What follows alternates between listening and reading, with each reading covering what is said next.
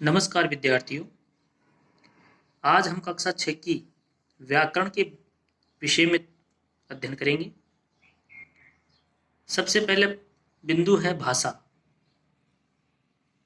भाषा किसे कहते हैं, भाषा का हमारे जीवन में क्या महत्व है, इन सब के बारे में हम विस्तार से चर्चा करेंगे। साथ ही आप इन सब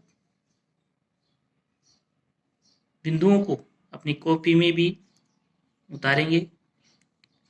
तो चलिए, समाज में रहने के कारण मनुष्य को आपस में अपने मन के भावों और विचारों को अभिव्यक्त करने के लिए एक माध्यम की आवश्यकता होती है। इस माध्यम को भाषा कहते हैं। अर्थात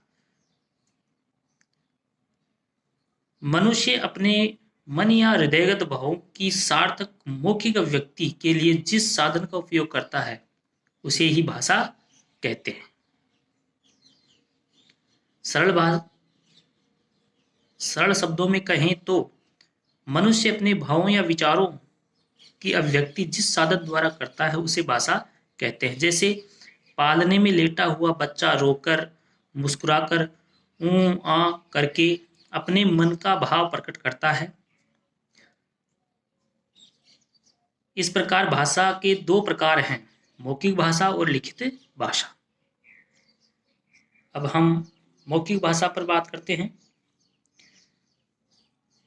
जब मनुष्य अपने मन के भावों को दूसरों के सामने बोलकर प्रकट करता है उसे मौखिक भाषा कहते हैं।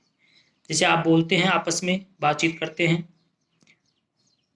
हम घर में रहते हैं तो एक दूसरे से बात करते हैं, तो वो हो गई हमारी मौखिक भाषा। दूसरा है लिखित भाषा। जब मनुष्य अपने मन के भावों को लिखकर या पढ़कर या दूसरों के लिखे हुए भावों या विचारों को प्रकट करता है उसे लिखित भाषा कहते हैं।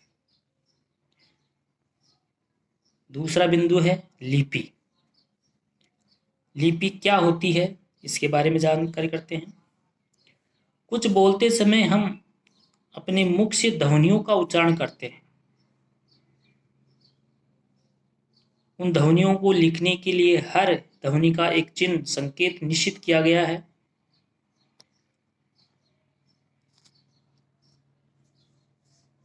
अब देखिए लिपि की परिभाषा। मौखिक ध्वनियों को लिखकर प्रकट करने के लिए निश्चित किए गए चिन्हों, संकेत को लिपि कहते हैं।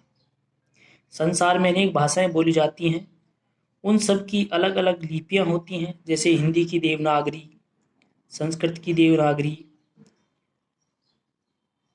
हिंदी को हमारे संविधान ने 14 सितंबर 1949 को राजभाषा घोषित किया। आज के लिए इतना ही। अब आपको कुछ गृह कार्य दिया जा रहा है, वो आप अपनी कॉपी में सुंदर सुंदर राइटिंग में करेंगे।